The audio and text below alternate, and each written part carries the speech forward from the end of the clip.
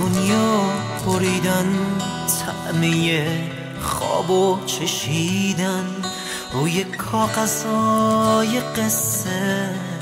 عکس رویاتو کشیدن، با تو رویا نابه نابه، دیو قصه توی خوابه، دیدن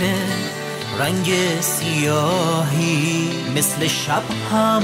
یه سرابه، با تو سختی ساده میشه، هر کسی آزاده میشه، حتی دیو زشت قصه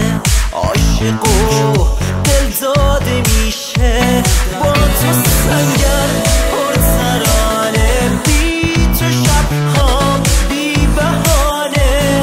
با تو عاشق، با تو عاشق، با تو عشقی شاعرانه.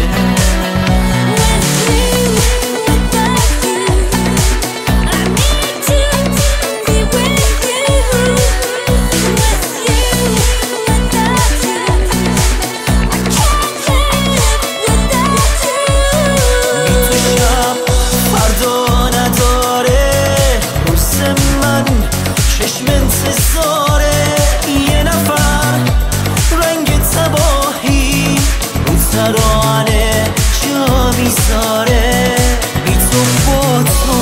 زشت و زیباست، بی تو مرده قصه تنهاست، لحظه خوب رسیدن، بی تو دیگه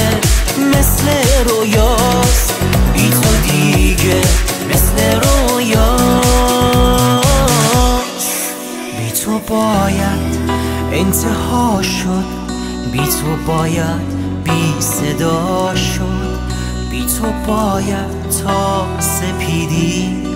از سیاهی ها جدا شد، بی تو عشقم یه سرابه، بی تو شب سرد و خرابه، رویاهای آبی من بی تو باز نقش برابه، بی تو باز نقش برابه.